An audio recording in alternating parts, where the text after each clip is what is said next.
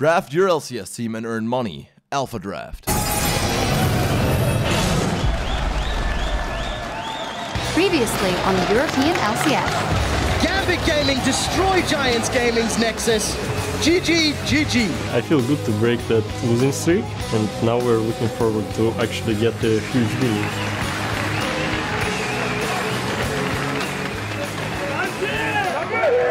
Elements gave up the inhibitor from poor positioning. They gave up Baron. Honestly, it looks like they've given up this game. I didn't expect Elements to be on a slump. H2k have got the coordination, the control, and they are arresting Elements on the map.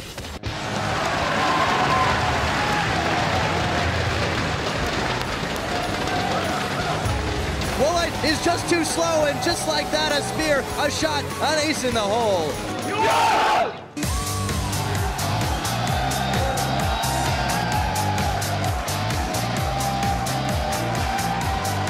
Welcome back to week 4 of the European League Championship Series Spring Split. We're broadcasting to you live from Berlin, Germany. And just moments ago, everything got underway here. Fans are rolling in, about to look for their seats for the very first game. ROCCAT looking to bounce back from their defeat yesterday, and they seem to be in very good spirits. And of course, their opponents in the first game of the day, H2k, running out the stage, getting ready to get set up and continue that flow after beating Elements, of course, on the first day yesterday. I'm Evie Shock supporter here with Trevor Quickshot Henry, and joining us is our support on the desk this week, Mitch Krepo Voorspoels. Good to have you guys here again. It's good to be back. Yep, let's pick up right where we left off yesterday with a look at the standings. Still in first place after a strong showing against the Wolves is SK Gaming with 7 wins and no losses. Fnatic is safely in the number 2 spot at 6-1, and the Unicorns of Love are sharing 3rd place at the moment with Elements. The rest of the table is pretty locked up as teams will start to worry about potential relegation positioning in the coming weeks. Now, with the table in mind, let's talk about some of yesterday's action as we saw it there. H2k coming out the gate strong versus Elements. Good pick and ban phase and flawless in-game decision-making. Yeah, I completely agree. I think if you look at H2k, they punished a mistake, on Nif, getting that first blood with Kasing back in the roster. But more impressive than punishing the mistake is how H2k used that to steamroll the rest of the game. They played the map, they got an advantage, and they took a win. Yep. And I just liked the way they played, like with unrelenting aggression, and then once they started snowballing, you saw how confident they got really here. Rio basically got cut out, but they basically, Kasing walks up because he had his advantage by the way. He doesn't stay there, he roams mid. What I really liked about Kasing, at one point in the game, he will literally just throw his lantern backwards and start playing up forwards like, come on guys, come at me, come and hit me. And nobody came because Elements were so far back. But at the same time, H2k, they never overreached, you saw that fight that was just on your screen. Back and forward every time, golden engage, walk back, Elements try to reach for something, H2k denies it, they jump back in, they get a kill, and slowly but surely they took that game and they just, grabbed hold of it. Yep, they drove it home, and because of that loss for Elements, Unicorns of Love later in the day was able to tie for 3rd place after they beat ROCCAT. And very impressive performance by the Unicorns of Love, and ROCCAT dropping the ball, maybe even starting in picks and bans. Yeah, I really think so. The team composition that Unicorns put together was really strong. Krepo, you were talking about this yesterday and earlier today, but I'm more surprised about how dominant Unicorns were in this matchup. There's so much expectation on ROCCAT that they're simply not living up to. And Unicorns of Love, everyone's like, they've got unique picks, they've got these oddball champions. They're not using them. They're using standard meta picks, and they are winning off the back of really strong performances and really strong decision-making in game. I'd almost argue that the draft was somewhat okay, but they should have just lane swapped. I don't know why they chose for those lane. Mao kind of lane swap is great. Your Kog'Maw Thresh lane is going to suffer if you play against Morgana and Caitlyn, especially when Morgana's on healer side, one of these better supports that he plays. He plays main Thresh, so he knows the matchup in and out, and then he has one of the, not really counters, but say it is a soft counter, one of his main champions in there as well, with the range advantage from the Caitlyn, and they play that, so you all play that perfectly, Neil. Aggressive pushing lanes, literally just diving in between, transitioning into a poke siege comp, and they closed that game out so clean, there was nearly nothing ROCCAT could do. Yeah, and the thing that's the most interesting is if the teams we've talked about, H2k, ROCCAT, Unicorns of Love, they were all sort of in the running for the top 6, top 7 position, with H2k actually probably being towards the bottom of those expectations. But after 4 weeks of games, it's ROCCAT that are now falling down, and Unicorns and H2k, at least in my mind, that are gaining the expectation because they simply seem to be growing and adapting to the stage. I want to see how Kasing evolves though. He had a really good one game, but it may have been just a fluke. well, or a good fluke, the anti-fluke really. So I want to see how he does better in the next coming games. But I have faith. He seems to be a good support player. We will see. And above all is SK still reigning solo at the top of the table with their fantastic win streak. 7-0 now. If they win today, that means they even out Alliance's winning streak of last year. And if they win versus Fnatic next week, Thursday, in that match, then they are on par with Fnatic's winning streak of the spring split of 2013 with 9 wins. And for them, yesterday we saw again, it was Fox this time who got to step up and carry the game. Yeah, the thing that was great about that particular performance is Forgiven for the first time has been controlled. I think that's the term I'm going to use because he struggled in lane up against Freeze and that Kalista. But more importantly is, as a unit, SK have got multiple carries. We know Freddy can carry, we know Sven can carry, we know Forgiven can carry, and Fox, you can see him, he's just melted people yesterday. He really, really stepped up and shone without the assistance of his team. I think the Forgiven rated bot lane actually dealt well with the pressure, because in my mind, even though apparently both Freeze and Forgiven disagree, I think Annie Kalista should win that bot lane really hard. And so I'm happy that they dealt well with the pressure, because a lot of people, when you play with Forgiven, he tends to get a little unhappy when a lot of people come for what they call the bot lane party. You know, he really likes just playing 2v2. So that's one strategy, hashtag just tilt him. Just keep going bottom, over and over and over. But he seemed to deal well with the pressure. I think he died only once and Rated stayed alive, and Rated ended like 3-0-4 at one point. So didn't really do all too much for them, and yeah, you can try and keep one part of SK down, but the rest will just win. The thing that really stands out as well is you actually asked Ray today in the interview, what is he feeling? And there was a fairly down-to-earth response. It's in the back of our minds, but we're just playing game by game, and you never know what's going to take him off that #1 peg. They are exceeding expectations and performing fantastically. And all the interviews actually not resting on their laurels, just calm and collected into that next game. And for all the stats, facts, figures, and analysis, you could, and whatever you would want, point your browser to @LLesports.com. You can track fantasy leaders, look back at past performances, and much, much more. Now, throughout today's games, we want to hear from you. So hop on Twitter and give a shout out to our guest on the desk this week. Whether you're looking for tips on your Thresh play or want to know what it's like to be behind the analyst desk, tweet your questions at LL Esports and use that hashtag AskRepo. And well, now we're on the topic of asking... Hold on. I'm going to let you finish in a moment. You know, our boy here can answer great questions later, but I've actually got a hashtag AskCrepo question of my own. And Crepo, I know you're single. I know you're looking for love. Will you be my Valentine? Of course I would, quick shot. Oh. There you have it. Quick shot with the Kanye interruption. Hi. Kanye did it better. All right, let's get on with the show, boys. We'll check back in with you guys at home later in the show and answer some of your tweets on air. Now, let's get down to business, real business, and look at today's first games. The first up is H2k versus ROCCAT. Then SK will take on Giants, and we'll end the week with MYM facing the Unicorns of Love. What games are you particularly looking forward to? Elements looking to bounce back versus Gambit could be a saucy one. My eyes are on Elements and ROCCAT. I think I want to see how they handle their losses from yesterday, and if we can see some growth in the decision-making and in-game play. Yeah, I'm going to have to agree with Chucks here. Like the Elements Gambit matchup, I think both teams disappointed yesterday. So I want to see who comes out on top and how. I think it doesn't matter who wins or loses. I think the manner in which they do it is more important for the rest of the season. All right, to dive into our first matchup, H2k versus ROCCAT. We're going to see how this one is. H2k, of course, flying high after that victory yesterday, but can they keep it going? Because ROCCAT has something to prove. Yeah, and they've also got the Alliance curse from last summer split. Win everything one week, lose everything the next week, and back and forth. With their win yesterday against Elements, and seeing how shaky ROCCAT looked, they might be able to pick up another 2-0 week. Let's start by taking a look at the lineup for H2k. Odowamne, Lulex, Ryu, Yarnan, Kissing, and their coach Prowley. I said a victory over Elements yesterday. The debut for Kissing, we already touched on it a little bit. What exactly did he bring? He was very nervous, and he said it was so nerve-wracking to be back on this stage, but if that's how you perform under nerves, that's pretty good. I mean, it's likely that a player coming out of solo queue or a little break is going to resort to 2v2s. So what I really want ROCCAT to watch out for is not give the bot lane the camp uncontested, you know, or at least assume they will take it and then play accordingly. If they get a camp up on you level 1, play back in lane. If not, match the camp and try to win or lane swap. That's what I want to see in this matchup for sure. We'll see. They are up against ROCCAT. Let's take a look at their lineup on the red side for this one. Overpow, Jankos, Nukeduck, Woolite, Vander, and they are coached by Ducky. And you actually talked to Ducky yesterday. He was saying how they can't fall behind early. They don't fall behind early, but that was exactly the case versus the Unicorns of Love, who basically steamrolled them from start to end. The thing with ROCCAT is they show that they are okay in the mid to late game, but they're always down on gold. They've got the same problem that SK had last summer, where their laning phase seldom goes the way that they want it to. And the thing about ROCCAT as well, they're just too passive. We really don't see them being very proactive. We don't see them trying to push the map, play the map aggressively. And that's a large part of why they are falling behind so early, so often. And I think they need to figure out how do they play a bit more aggressively, how do they take charge of a game. One of those things could be the picks. When we talked to Woolite last week after their victory, he says, well, I don't always have to be on those late game hyper carries yet. They went for Kog'Maw again and betting on that, which might not be the style for him. Yeah, I think it might actually be smart for them to pick not necessarily an assassin, but something with playmaking potential in Nukeduck. Have Jankos camp him, give something the likes of a Corki. On Woolite, you know, Corki can always tie the lane, if not push, allow Vanner to roam even more, and they do snowball from the center of the map and then let that flow in either top lane. You know, you can help overpower and he can carry, you can help your bot lane, they can carry. But Nukeduck's been struggling. Jankos, help your mid laner. Two-man roam squad comes out. I think that's the way for ROCCAT to go in this game.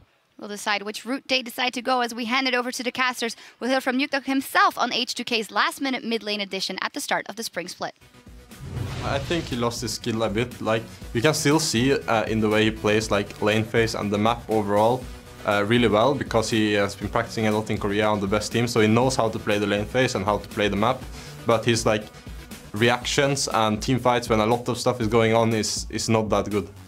So he has like some really strong points and some less strong points. From what I know, Rio actually communicated better than Fabiven did. We are in the same office with them, so we talk to them like on a daily basis. But overall, the team have been doing quite bad in LCS, but online they're playing really well, and Udamne, their top laner, is really good too, so there is no way we're taking that match lightly. Some mixed praise there, and maybe a little bit of wishful thinking in his matchup going forward. I mean, Nukeduck had a rough game there. He did, and it's not the first time we have seen Nukeduck really struggle here on the big stage in the LCS. He needs to step up his game, like the analyst just said. Indeed, indeed. Now, hello, ladies and gentlemen. I'm Devin, Pyrotechnics Young, and manning the desk with me today, as you have noticed, of course, is Martin DeFicio Linga, as we gear up for this H2k ROCCAT matchup. Yeah, and looking at the games yesterday, ROCCAT lost on 30 minutes to the Unicorns. They died in the laning phase, and they had nothing to do in the game. H2k, complete different story. Ran over elements. Actually, same way that ROCCAT lost was the way H2k won. So clearly, early game now for ROCCAT and Ducky, the coach, needs to be a lot better. Yeah, very, very, very quick games between the two of them. Yeah. They were about an hour together, and that was just insanely quick at how fast their opponents were able to roll over. So H2k, they're on that trend. We'll see if they can continue it here against Team ROCCAT. First ban on the board is going to be the Nidalee. Take away. So taking it away from Jankos, we saw Unicorns of Love yesterday first pick it, and also make sure Jankos couldn't get his hands on what we now consider the best early game jungler, at least, in terms of the current meta. He is undefeated on it, so I think that makes a lot of sense. Yeah. Also, Jarvan off the board, and the Zed ban. It's funny actually, because teams normally ban Zed against Rio, but now it's H2k banning it against Nukeduck, so we want to try and still get him away from these assassins. It also opens up a bit for a LeBlanc pick if Kassadin gets banned, and then H2k can go for that one if they want to get some lane dominance again against Nukeduck, who has been fairly weak, honestly, and you have been able to get some kills and pressure him in the lane. Junglers and mid laners so far exclusively, but you can see the coaches there, Ducky and Prawley, talking it out as the ban ticks down. Looks like they do take the LeBlanc away from Nukeduck. He hadn't had a win on that yet. So that shows to me H2k has a very specific first pick in mind, and they don't want ROCCAT to take the LeBlanc as the first rotation, because they could have banned Kassadin and then there was no counters left because Zed was already gone from the side of H2k. So I think that's why they ban it and just play it safe. And now obviously for them, if they want like a Rek'Sai in the jungle, it would be open, but Gnar, the big deal in the top lane, could be the go-to pick. Lissandra as well. I mean, there's two good top laners here for Udamne. Yeah, and the mid pool's been significantly depleted here with that cast-in ban away, so H2k definitely taking their time about this last one, but I am curious to see what they do pick up. There is the Rek'Sai possibility, as you mentioned. Gnar is still up. There's a lot of strong picks available, not just in the top lane. Yeah, and we haven't actually seen Lulix play Rek'Sai at all. It doesn't seem to be his kind of champion, at least from just judging in the past few games, where instead, Udamne has been also one of the big carries, so getting a comfort pick for him and one of the top picks in the game, the Gnar in this case, I think that's a smart idea. Certainly makes a lot of sense, and the Lissandra is also kind of a no-brainer in this situation. Although, ROCCAT have not found a win in the game. They did pick that one up for Overpow.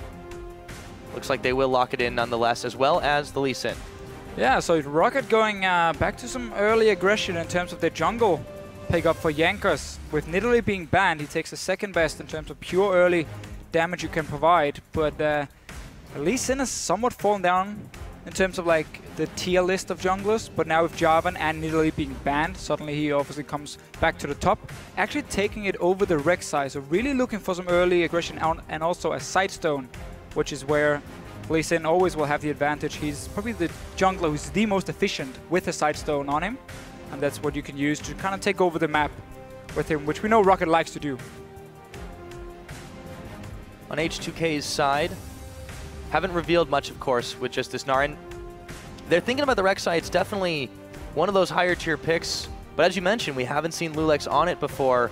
I'm curious to see if they do lock this one in, how they perform. The Sivir makes a lot of sense in this particular case. They had a fantastic game on it yesterday, 6-0-3. Hjarnan was able to pull it off, and we'll see if it does anything close to that again. I'm a little bit surprised about Rek'Sai, actually. Typically, you want some sort of hard engage when you're running Rek'Sai, but in this case, because they have the Sivir, you have that mobility now for all your champions, and that's what they're going to use to engage the fights. But Rek'Sai into Lee Sin, after the recent nerfs here at 5.1, 5.2, Rek'Sai has actually lost quite a lot of her early game damage. And if Lee Sin now gets to jump on her, he's actually going to win that one-on-one. So we're going to have to see if Jankos is going to try and sit in the jungle of H2k early on, trying to apply some pressure and not allow Lulex to go around, setting up all his tunnels here and look for these early ganks in the lanes, which we know Rek'Sai can do really well. Over for ROCCAT, pondering their bot lane right now. Well, I did have a successful game on Caitlyn. Do think this makes a little bit more sense than the hyper carries he's been trying to play with lately. The whole protect the Woolite just hasn't really worked out, and now you've got a very safe lane, very easy to disengage with the Kate Janna. Yeah, very, very safe lane all around, and Janna against a very mobile composition as well. So once Sivir pops the ulti and you're going for the first engage through the Gnar, the Rek'Sai, you knock them away and obviously disengage the entire fight. So leaves a lot of options here for ROCCAT. You already have some hard engage through the Lissandra, you have some disengage with the Janna, and obviously a very strong lane for ROCCAT in terms of one-on-one with Lissandra top lane and the 2-on-2 in the bottom lane. So I wouldn't be surprised to see H2k considering a lane swap. But certainly we're considering something there. Crowd lets out a disappointed sigh with the Teemo Zilean. Yeah, I think that makes a lot of sense in this particular case. We'll see what they do end up locking in at the very end. Still looking for Ryu's pickup as well as Kasing's support. We've only seen Kasing on the Thresh. It's still available. He had a fantastic game on it, but he's going to instead lock in the Annie. So Sivir Annie, we saw it opening weeks, and it really, in the right hands, it was devastating. Yeah. Again, a very, very strong team fighting composition from H2k. A lot of mobility, and obviously the Sivir ulti really helps Annie as well get the right engage, even if she doesn't have flash ready. So H2k just running a very standard European combo. You have such a good wombo combo team fight, and you have a lot of mobility coming in as well. I do really feel, though, that ROCCAT, in terms of the laning phase with this Janna Caitlyn, I mean, Caitlyn is one of the hard counters to Sivir in the lane, so H2k should be looking for a lane swap here. Get past the early game stages, start really scaling up on your Orianna in that mid lane, and then look for these big team fights once you have 2 items completed on your mid laner. We're certainly on a roll with converting their laning into a mid-game power spike. We'll see if that trend continues here. ROCCAT now ticking down the timer and thinking about this Maokai for Overpow. I think it would work quite well, considering how many mid laners have been banned to put Nuke Duck on the Lissandra. Yeah, and also Maokai against the Sivir is a fantastic thing for the Maokai, because Sivir has no chance of killing him in the late game. Orianna as well, she's not a tank killer, so he's going to be able to dive onto the back line here and stay alive for such a long time, just locking down 2 carries at once. I really, really like the composition from ROCCAT. I feel like they have answers to nearly everything H2k can do through the Janna, obviously. You have the engage with the Lissandra and the Maokai as well, and you have strong lanes all around, except now, obviously, the one-on-one Gnar can do really well against the Maokai, so it's going to be about the dual lane if H2k wants to swap it or not. Right, that's the big question. And on ROCCAT's side, the big question mark for them is, can they execute it? Because, again, we've given them all this praise. Teams have been giving them these massive props for being able to come up huge in scrims and just perform incredibly well. But now with the scoreline they're sitting at, with the way they were beaten yesterday, it's a little troubling. Can they execute? This is definitely what looks like a more comfortable composition for them, though. Yeah, when you talk to the teams about ROCCAT, they all say early game is not a problem at all for them. They do really well in scrims. They can beat teams on 20 minutes. But then in the LCS, we see this very passive play style instead. I really feel like as a team, they got to just be more comfortable when they're on stage. And actually, don't be afraid to make plays. If you can do it in scrims, you can do it on the stage itself. And then we can maybe see ROCCAT be more aggressive in the early game. Yeah, just got to relax, got to let it go. But the lineups are locked in now, so tell us who you think is going to win this game. Tweet at LL Esports using the hashtag H2k win or ROC win. We're going to go ahead and check on those results in game. The crowd is hyped. They're getting ready as we load up onto Summoner's Rift. It is, of course, Week 4, Day 2, H2k taking on ROCCAT. And again, two teams here really trying to break into that top 3 in Europe. Elements has lost a few games. Unicorns are now tied with them, and ROCCAT and H2k are just behind them. They really want to take this win here, try and create some distance, and move closer towards the top spots in the league. It's definitely a fight for that side of the table. These two teams, very different play styles, though, we've seen come out of them. Oh, yeah. And ROCCAT are going to have to make some really strong early game pressure here to prevent this mid-game team fight power spike, but it is so troubling to deal with the number of weapons that this H2k side has. Yeah, that really is going to be the big thing for ROCCAT, and I feel like we have said it before. In this case, you got to make sure you don't fall too far behind in the mid game, and you get to your late game point where the Maokai and the Caitlyn can really start shining. Otherwise, H2k can just run over you. Lissandra is good in terms of early mid game pressure. Falls off a little bit once people get QSS and cleanse. Mikhail's in the late game parts.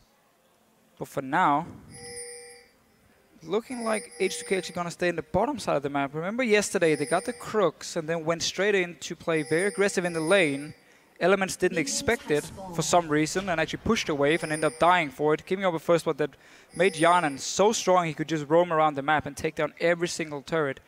ROCCAT is not going to do the same. They're actually swapping to top lane. I feel like this is because they're expecting the H2k swap, and they want to try and like blind swap against them to trick them and then get the 2-on-2 on the top side. Won't work. Yeah, it looks like just going to be spending a little bit of time waiting there. As we've been very impressed just off that one game with the way Yarnan and Kasing seem to have synced up together quite well. Yeah.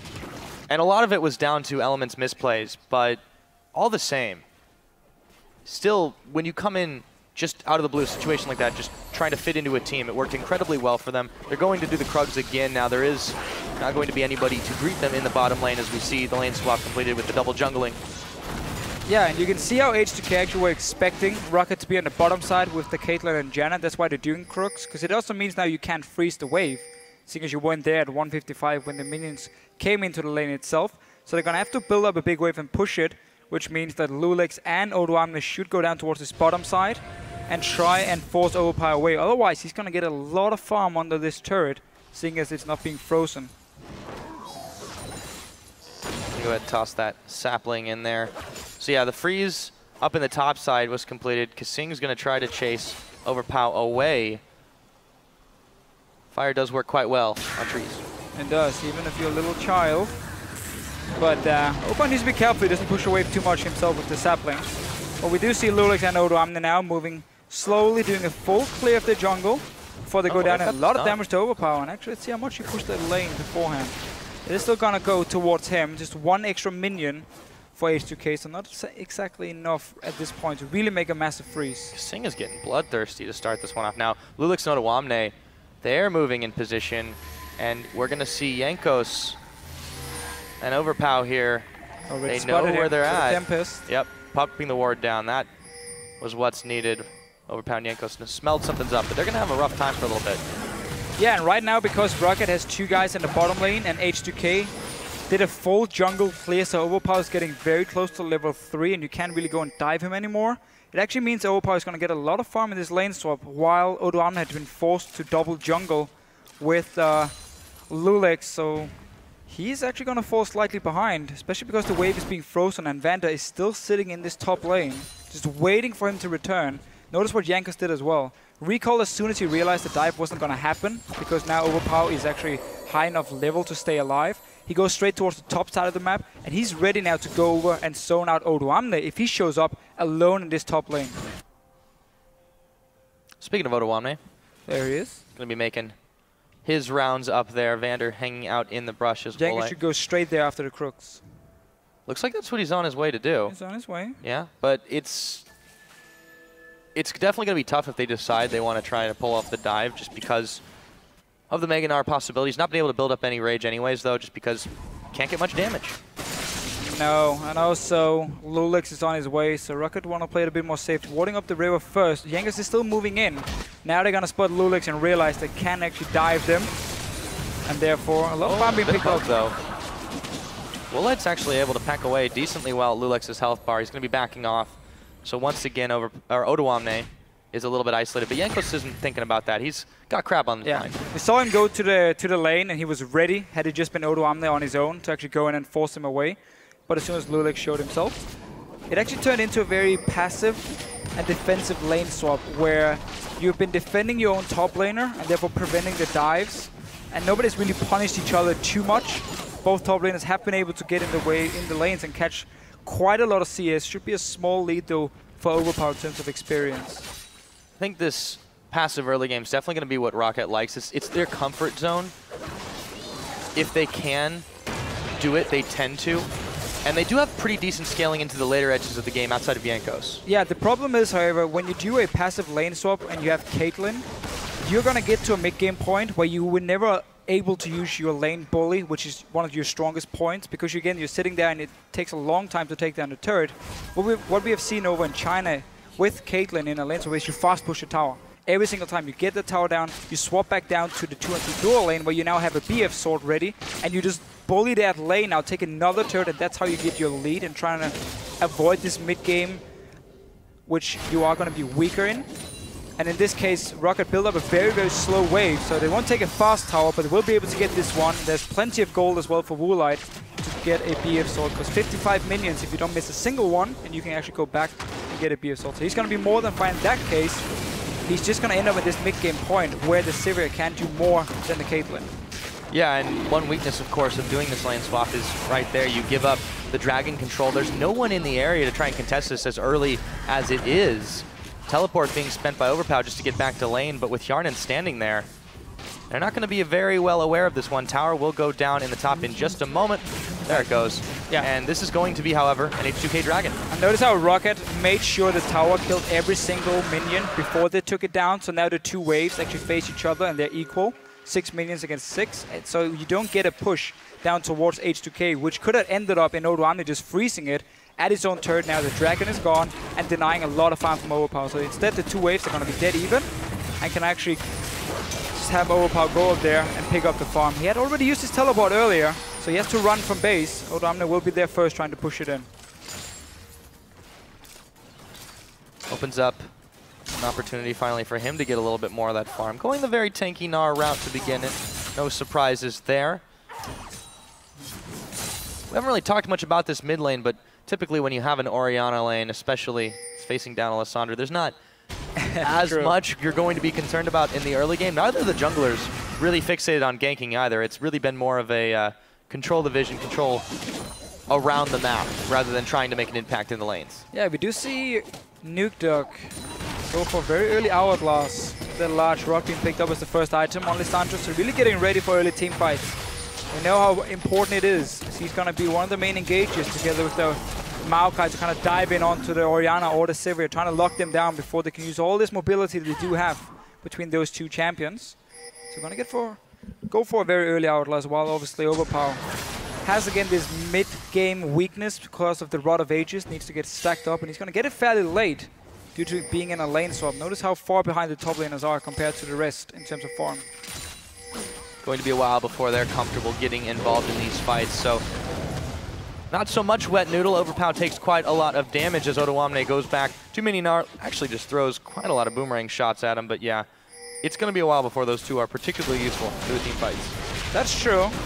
We're going to see Gnar just keep being a bully against the Maokai, and a whole lot Overpower can do. Try and pick up some farm.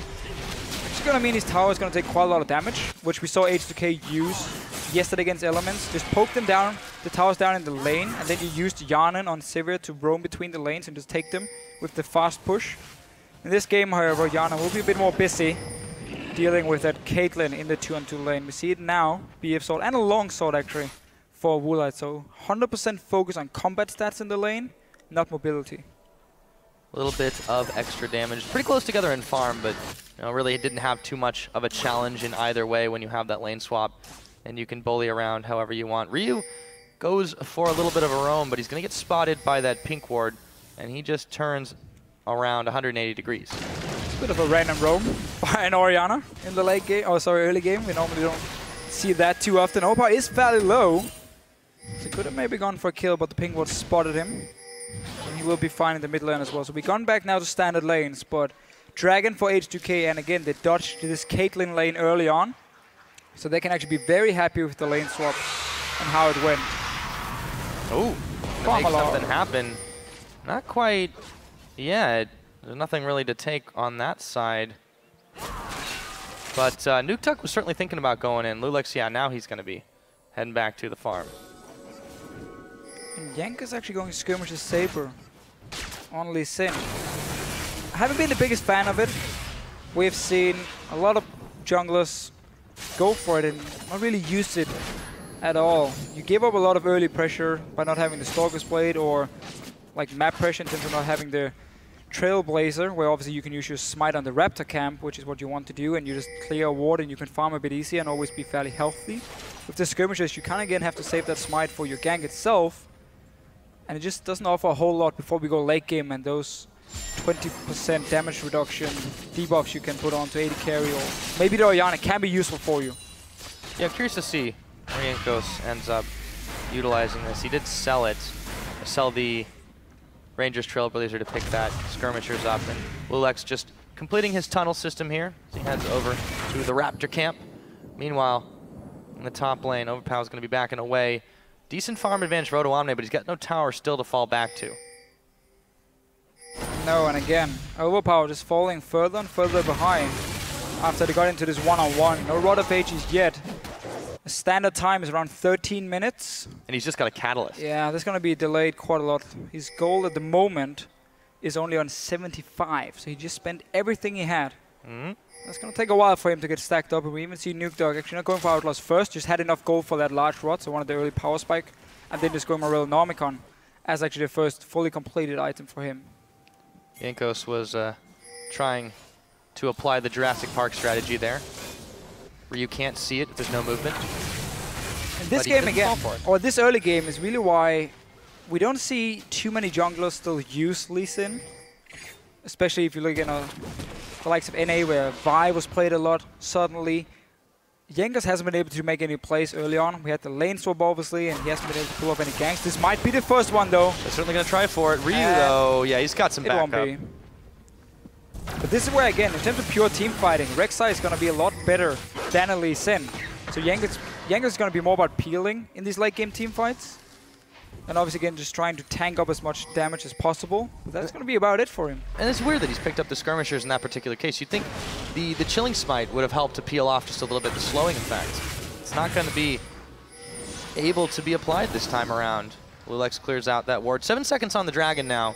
That team is really keen to set up too quickly for it. Scuttle Crab control for ROCCAT. Crowd is loving those ward kills. Just want people to kill something in this game. A lot more passive from H2k after they weren't able to just win the laning phase like they did yesterday. And we know ROCCAT likes to play this style. So no real surprise for them. Notice how also Odoamne, he's ready for this Dragon fight. He just got Warmogs as his very first item, so quite a tanky spike for him. Megana is down, however. So they want that back up, and a lot of wards being killed. The name of the game is Vision Denial right now. A lot of pinks being spended out to make sure that can happen. Will-eyed Vander and try to push in on the bottom side. Vander's actually backing away. Overpower has really had some trouble fighting for this farm. Odoamne still chasing him, pushing him back. Every chance just chipping away at the bark on the tree. It's kind of fun how little action we have seen. None of the supports have been roaming in the lane swap. They both stayed in their lane just to try and deny a little bit from the enemy top laner. Normally Annie is fantastic at roaming early on. Even Janna can actually do it. But no, there's no ganks in the mid lane or anything. The junglers have just been there to secure farm as well from the top laners. And because H2k got the first Dragon, Now I got the second one, and again, we're getting towards this mid-game point where Woolite doesn't really want to look for fights. He wants to try and fast push down a few turrets, but that's not going to happen. But I think they're still going, so H2k currently can be very happy. Yeah. Despite the fact that Kasing does take a big ace in the hole, Kjarnan still fairly healthy, spell shields away the Peacemaker. It just seems like H2k, they're not particularly keen on fighting it out right now, even though they should have a pretty decent power spike going forward. And they also continue to try to just get in and take a numbers advantage, a quick gank, but there's so many wards here that H2k is just clearing them out and walking away. Yeah, but again, they do have to be a little bit careful. They don't allow Woolite and Vander here to take down too many of these outer turrets. The first one is already gone. This is why you want that Caitlyn into Sivir. There's nothing she can do against you.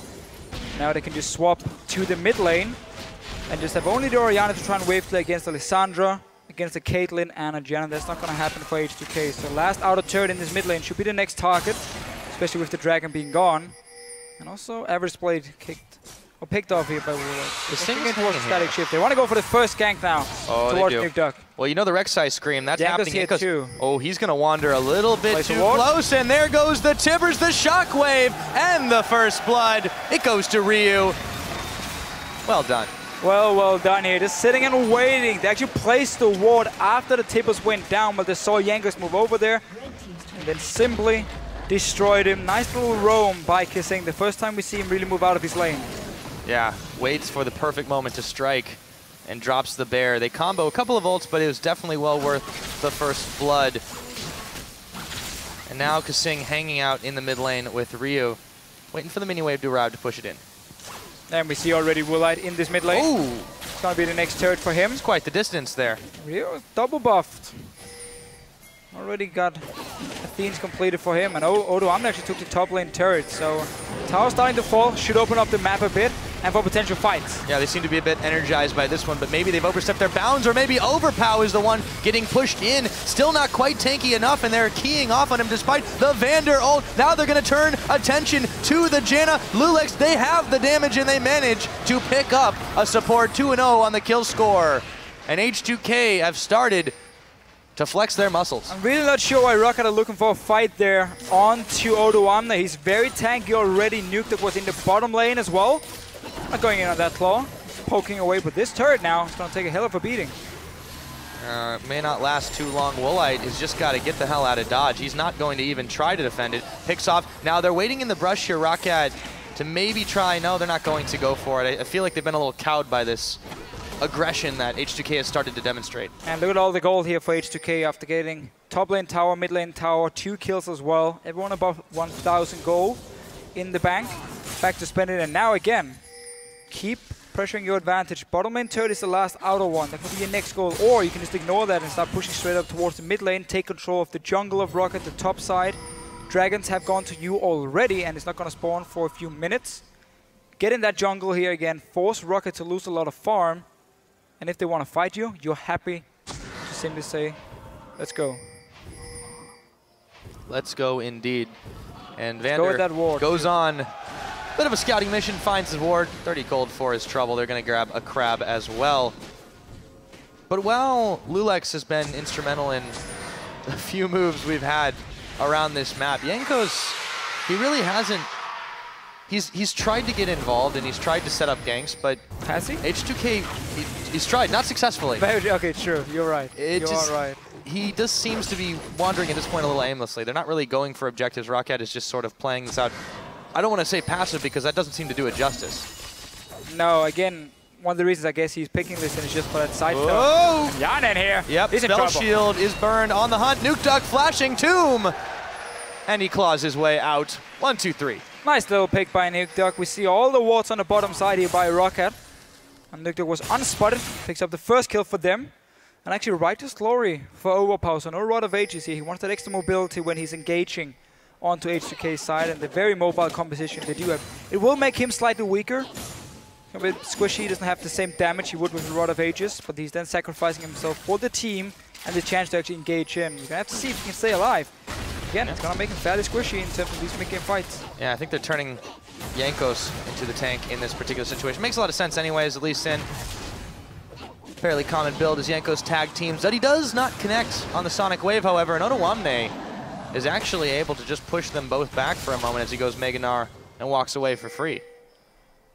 And obviously Overpower still, I mean, shouldn't be kidding ourselves. He's going to be extremely tanky. I mean, 500 HP on that Righteous Glory. So we're just nitpicking here. Typically we do see still Rod of Ages, especially when you're like diving onto 2 carries who can't really kill a tank. You just want to invest as many resources as possible onto your Maokai. He gets really, really tanky 2 items very early, and he can just stay in these fights forever. He's on to Odoamne here. Yep, and he has found some Yanko's damage. Yanko's is ready for the tag team once again, but Overpower's actually backed away. There we go. Flash Odoamne, though. He might be backed into a bit of a corner here. They've got the damage. Overpower just keeps on moving and moving back with the Mega Gnar timing. Odoamne, can he get away? Dodging the Q again. Again, remember, this Righteous Glory here is making you weaker in these small fights. You have no AP at all, so no damage coming from Overpower. Ends up dying. And this is horrible timing. And at the same time here, rest of H2k said, fine, Yanko's on the top side. We're just going to take this bottom lane turret, the last outer turret left in the game. We will take that for free. Simple for them. You get kills, you get towers, you get dragon. I mean, just notice again here, Overpower onto Odoamne. He has barely any damage to him. There's a Hex Drink already, and the Warmog's the first item from Odoamne. And Yanko's joining in. Really not had a good day on this Lee Sin. Just notice, Mega Gnar gets popped. Hex Drink, shield, everything. And there's the extra HP and the kill. That's all he needed. And yeah, Yanko's look brutal, not man. been able to Into connect the on wall. the fuse. It's just so frustrating in that situation. Now another dragon picked up by H2k after all of that as well. Everything's going right for them at this point. Yeah, finally, once we hit the mid-game point, really start to pick up the pace. Get kills. We saw Kissing roaming. All the outer turrets are gone for ROCCAT side. And there's really no reason to stop from H2k. Just keep looking for these fights. You have a lot of engage options because of the Sivir with the Annie lined up. Odoamne looking for another fight against Overpower. Ooh, Gnar backwards, and he goes Mini Gnar actually. Even though the Vengeful Maelstrom is on, he's really making Overpower regretting really trying to take the one-on-one here. It's a very, very slow fight. Flash is forced. He's not going to be enough though. Twisted advance back on in, but Odoamne should have enough damage to polish him off. And Odoamne here again, really just looking for every single one-on-one fight. Overpower can't do anything but try and run away. And Nuclear now setting up for pick, but this is one of the big things about Rek'Sai. You can run around the enemy jungle, and you see it again, the Tempest here, the small circles under ROCCAT. So despite not having a ward on them, he knows they're trying to set up for a pick, and he just backs away. And stays alive. Now they are 5 members in this bottom side, starting to push through the tower pretty quickly. There's not a lot of reaction. The Janna shield is hardly going to be enough. The tornado does come out, but the turret is just about done, and that is going to be it. They drop the timbers on Nuke Duck, and he's gone before Vander can even heal him, who has to flash himself. Chilling Smite, they're chasing Woolite away, and he can't even get back to the base gate. There we go. Yanko's is going to get the safeguard. Lulex pushed back, but now they're onto the inhibitor turret. The switch has been flipped, and H2k have gone up to 11. They find Overpower, a little bit more damage there, and they're able to take him down. ROCCAT are just getting so shut down. Inhibitor 1. It looked like it wasn't going to be a 23-minute one, but it is, Deficio. It is indeed. H2k looking very, very good. And just to correct myself from before, it's of course not the Tempest, it's the Tremor from the Rek'Sai. Tremors indeed. Tremors indeed. So let's see the fight again. It's on to Nuke Duck. He actually used the claw, so he has no escape tools now except for maybe flashing away. But that's a nice engage by Kessing. Just a new guy on the team. Flashing in, making the plays, not staying back, not playing passive. It was the same yesterday against Elements. Kessing has really done a good job in his first few games for H2k, and obviously just pushing in. Rio as well, feeling very confident with his Hourglass, and no damage at all for H2k at this point. So Caitlyn is weak, Maokai is weak, inhibitors gone. That's really all you can say for that one. H2k have really been turning up the heat, although ROCCAT is trying to find an answer in this mid lane. They've got a minion wave at their back, but Ryu and Kissing are both here. And now the Rek'Sai Scream makes you wonder if you've cleared all the tunnels out of your jungle. Never fear, you have, but Lulex is still in hot pursuit of the crab, though. Got seafood on his mind. Gotta get that. 80 gold. Actually, 84 gold for him this time around. And notice again about how Odoamne and Lulex With all this gold they've been able to pick up, especially Odoamne with these one-on-one kills, and even 1 versus 2 kills, he's so tanky. Even going for more than Mortis, he's feeling that confident. There's not enough damage on Rocket side to take him down. Woolite is BT and even a last Whisper almost at this point away from being able to do anything in these team fights, and he's not going to hit that point because H2k, they keep playing aggressive. They take the Baron as well now. Rocket way too slow to react. Yeah, they come in just a little bit too late. Overpow is going to get knocked against the wall and taken down. Ryu adding another to his kill score. Woolite just backing away with the net, but the house lands on his head, and that's going to give you a bit of a headache. And just keep pushing up. You'll notice their super minions in the bot lane. H2k, no reason to stop now. Get another turret. Not anything ROCCAT has been able to do to hold this team back. The turret starts to fall pretty low. Nuke Duck does not take the glacial path in. Seems like a suicide mission is this point. They grab another. The super minions now pushing on the Nexus turrets. ROCCAT are not responding to this. They're still trying to man the front while they're being flanked by the minions.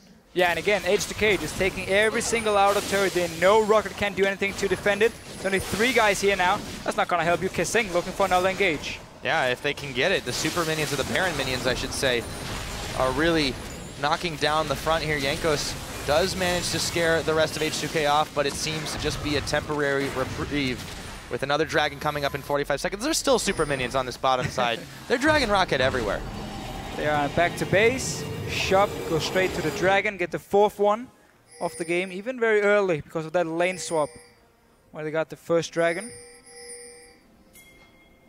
This is gonna be such a hard game for ROCCAT to win now. Yeah, the again, climb back thank you, Captain Obvious, but it's gonna be difficult. I know it's gonna be. It's nearly impossible at this point because you gotta hold off till now 40 minutes at least, and you have that potential 5th dragon coming before that. You have obviously H2k not just sitting back and waiting.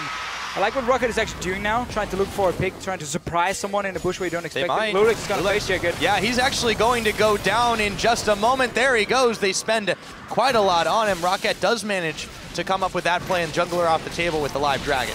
And notice how ROCCAT didn't actually move while they were standing in the bush, so the tremor from Lulix didn't manage to spot them, because obviously you have to move around before you can see it. So just stood there, waited, and actually got a dragon for it. That was the best play possible for ROCCAT right here. Set up a trap, get the dragon, delay that 5th one, but now you can kind of go back and you got to defend your base. Yeah, and they're going to lose this inner turret as well. There's really not much they could have done in that situation anyways. So best play possible, but they've still sunk themselves into this situation. This inhibitor turret's starting to get chunked down pretty low too. Jankos overpowered. They can't really frontline this team at all. Actually, the tower, it's just barely going to go. The shockwave didn't go anywhere, Ryu. The Tibbers is down though. Kasing is as well. They find overpower as Vander spends the Monsoon Flash as well away from the rest of the team. But this inhibitor is going to be forfeit. That was only 4 players from H2k here. Of course, no ulti for Nuke Duck in that fight here. And while the shockwave missed, it just shows how far ahead H2k are. You can miss your shockwave, you're going to be 4 guys, and yet you win the fight and you destroy the enemy base. They're so far ahead, they don't need to rely on this Wombo combo that they've got, and that's still in the back pocket, even in the worst of situations. Last inhibitor taken down. ROCCAT are scrambling inside their base. Actually, the other one just comes back up, but they don't really need it anyways. Woolite, he's going to be smited down. Lulix kicked away. Nexus Tower 1 is going to fall. Here comes Jankos to try and save the day, but I don't think he's going to make the super play. Inhibitor already, they're working it down again, and that is another 3 taken off the board. Overpow trying to be the hero himself. He's going to twist it advance. Lulix has to flash away from this one. Ryu Odoamne all very low. Woolite is going to pick up Yarn, and maybe they can find a turnaround here, but their base is in shambles. They need the shutdown. They need to keep finding kills, but it's still only a 2-for-1. Only a 2-for-1. Might not be over yet. Notice Kasing on the minimap. Being pinged away now, playing this mobility Annie. You see distortion boots, and obviously a distortion enchant, and obviously talisman being picked up for him. So really just putting so much focus on buffing up every single guy in the team to speed them up and keep looking for fights and catching out ROCCAT. H2k have had their momentum somewhat arrested here, but only after they've been able to take all those inhibitors. You know, for a moment, Deficio, it looked like we could be in for a pretty long game. But the way that H2k are playing this one, they're eyeballing what they were able to do yesterday in that 30 or so minute. Yeah, H2k were really just waiting for that mid game to get 1 item completed on every single character and then simply start roaming with Kasing, take down these turrets here, and ROCCAT were not ready at all. They got caught out. They took a teamfight as well in the jungle. That cost them another tower in the mid lane. And suddenly H2k were just so far ahead. And we talked about how they have so much mobility and such a strong mid game through just like the Gnar, the Rek'Sai, and the Sivir together. And they really used it well to push down ROCCAT. And this is exactly what happened yesterday for ROCCAT against Unicorns of Love. They fall behind and they simply have no response once we get to the mid-game points. I'm glad you mentioned the mobility because it's really been hurting ROCCAT. And this time around, in the last couple games in general, I think we've definitely seen some evolution from this squad.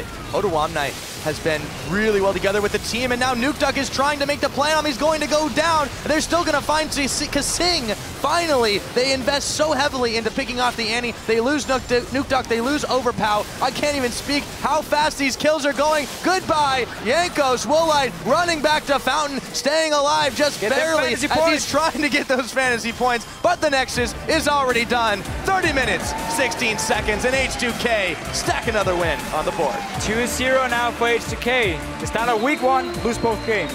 Next week 2-0, then they lose both games again, and now 2-0 in week 4. What a great week for them. The trend continues. H2k, yeah, another quick game. That actually... 31 minutes yesterday against Elements. That beat their record from yesterday. Yeah, they did it in 30 minutes, 16 seconds.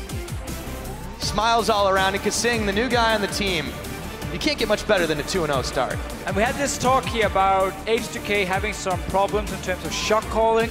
Beforehand, there were too many people trying to call what was going to happen, and they didn't always agree. Now, after they made this change, and Kasing has to come in as support, we don't know if he's making those calls or maybe it's just relying more on Odoamne, who we know is a very aggressive shot caller. He wants to go in, he wants to fight. We've really seen H2k push their advantage 2 games in a row now against Elements and ROCCAT, 2 very, very strong teams, but also 2 teams who struggle in the early game. And that's where H2k has taken full advantage of that and now win the games. Indeed they have. Now, it seemed like in their losses, it was always trouble trying to close this out, but this time not so much an issue. You see Coach Prawley in the background, and he knows his team deserves some congratulations in that situation. They weren't without the flaws, but for ROCCAT, going 0-2 now on the week, after being so vaunted, after being so talked up, it's got to be rough, and we saw it yesterday in the post-game. Look at that, man. Yeah, Probably so happy. So happy with his They players. well earned it. That was a great game from them. Smiles all around. Pick and ban phase was good again from H2k. It's not like ROCCAT had a bad pick and ban phase. They actually had a very strong composition. But first of all, the lane swap happened. I'm 99% sure that ROCCAT were planning on getting a 2-2 on the top side. So they were expecting H2k to swap up there, and they wanted to like bait them into it and then find them up there in the 2-2. That didn't work out for them, and then they actually froze the lane. So you got to that point where you swap back with the Caitlyn, where you only have maybe 2 minutes to actually dominate the laning phase. They did get a tower from it, but that's it. Then you go into mid-game, and that's where, again, H2k would be stronger. Because of this Caitlyn needed to scale up, because of the Maokai needed to scale up as well. And suddenly, because you had the lane swap happening and it took such a long time, they were just too weak when actually the fights really started. And that's where we saw the roams. We saw, obviously, the very, very aggressive, I wouldn't call it tower dives, but at least trying to find some picks around these turrets here so they could kill them and then go straight for a tower after from ROCCAT. And suddenly you have such a massive goal lead. You had all the dragons as well for H2k in the early game. Game completely snowballed out of control. Yeah, second time against ROCCAT too. And the second time for H2k. They really have managed to hit on this formula here in this situation. And for H2k, you know, coming up with not just this win yesterday, of course, went over Elements. I mean, a fantastic, fantastic play for them. And really, I mean, they seem to be on an up and up. Yes, of course, we say 2 wins, 2 losses, 2 wins, 2 losses. Still, it's hard to fault them in those particular games this week because they looked maybe not flawless. They did give up a few things. They did get a little overzealous. They were chased back. But yeah, about as close as we've seen so far. So yeah, really big props to them. And I feel like they've patched a lot of those holes, and they're definitely making a run for that top 3, top 4 slots currently in the European LCS. So what does ROCCAT really need to work on, though, other than just not executing on their plan? Because that just seems to be the big issue. Again, it's very simple for ROCCAT. Their early game is just, it's not good enough. That's just how it is. They're not playing it well enough. They're way too passive. Jankos used to be a jungler who would always look for ganks early on, and he would try and snowball his lanes if you look back to last year. This year, we barely see him do anything. He shows himself in the lane. He's, you know, I don't really want to go for any ganks here. Then he backs away, goes back to his jungle. If you pick Lee Sin, you have to make something happen in the early game. Otherwise, there's no reason to pick him over so many of the other junglers we have available. So that's why I don't understand he's picky and the way he decided to play the early game. But it goes for all of ROCCAT. It's way too passive. It looks like they're basically scared to do anything and just try and wait for the other team to make a move, and suddenly they fall behind due to it. Now, we'll see if they can maybe improve going into the following weeks, maybe just step it up and fix those early game holes. We'll see what happens with that. But now, for now, we're going to go ahead and shine a light on H2k's second win this week, sending it over to Shox at the analyst desk. Thank you very much, Pyrotechnics. We're joined here by H2k's top laner, Odoamne, and their coach, Prolly. Congratulations, guys. That is 2-0 on the board for this one. Prolly, talk me through what the initial game plan was, because you guys started off slow, and then when you flipped the switch and just went all in. Well, I did tell them I think we had a comp advantage in terms of scaling and in terms of just a pure 5v5. So I kind of reassured them, like, you guys don't have to go too crazy to get an advantage early game. Just, you know, do your thing and, like, don't play passive, because that's going to be a bad thing. So kind of just do your thing and keep up aggression, but don't think you have to make plays to win the game. Although I saw that ROCCAT's lane swapped away from you guys. Did you guys expect that, or did you guys expect to go into the 2v2? We thought about it in Champions League that they might lane swap and give Maokai a camp and send him with the TP bots, because his laning 1v2 is pretty easy, especially when he gets a camps. But it didn't really bother us. Like, I just gave a leash to Lulex and then we just like transitioned into double jungling. Right. When you did end up in the lane versus Maokai, you were able to get the better of him even with the ganks coming in. Let's actually get a replay up on the screen from a moment where, honestly, I thought you were dead, but you got out of it. Talk us through it. Since I built tanky, I knew that it was quite easy for me to just cut it out. So I just waited to stack my passive and get my W procs off as much as possible. And I wasn't backing off a second. I was just running around waiting for my passive. And I knew that they would overextend for me to kill me when my passive was out, but it just came up in time. And then I just got my ulti off and then escaped. Yep, you did. Did you notice that Maokai in that one, or Overpower, had the Righteous Glory? He didn't finish his Route of Ages. Did that influence your decision, or were you just going to go in anyway? No, I would have went in anyway. I just noticed in the middle of the gank that he procced the Righteous Glory and started charging me, and I was like, oh, okay. I'm just going to go with it anyway. Probably, something I want to ask you, actually, because the ROCCAT composition, for me, it looks like they'll eventually like just run out of damage, and the only way they can win is just like taking a lot of towers down. Was that something you were worried about, or did you just like focus on wave clear, or like? Once the game started and I realized they 2v1'd, it became a concern that they would take turrets too quickly and we wouldn't be able to come back. But the bigger concern that I kind of stressed to the guys was we had an immobile mid and they had Lisa and Lissandra. Yeah. So in my mind, I'm like, all right, their game plan, if they just camp the hell out of mid, it's gonna, you know, destroy us, because they took top turret, took bot turret, and if the mid ganks worked, I don't think we would really have our opening to come back in the game. So for Odoamne, you guys have been in the LCS now for a couple of weeks. Have your practice methods changed a bit? Like, are you getting used to, you know, the LCS rhythm of like playing 2 matches every week and preparing for opponents, or is there something that has changed from your time in the past as like the amateur scene? Yeah, it definitely changed. Like, scrims now make a lot more sense. We practice every week different specific things, and we just have different scrim goals every scrim set we go into, and we just prepare for the teams that we will face each week. Looks like you've taken a huge leap forward in this week specifically. Probably have you noticed a notable difference in the way they're communicating? Because it seems to be very clear, forward when you have an advantage, push it through. Every week it kind of gets better, but it's kind of hit or miss in scrims, at least for communication, because it's like, you know, things are going well, they're like, hey buddy, let's go do ganks. And then when things are going bad, they're like, I'm just going to farm until the scrim's over. So scrims were going bad this week, which are really good for us, because whenever we lose scrims, we do well in the LCS.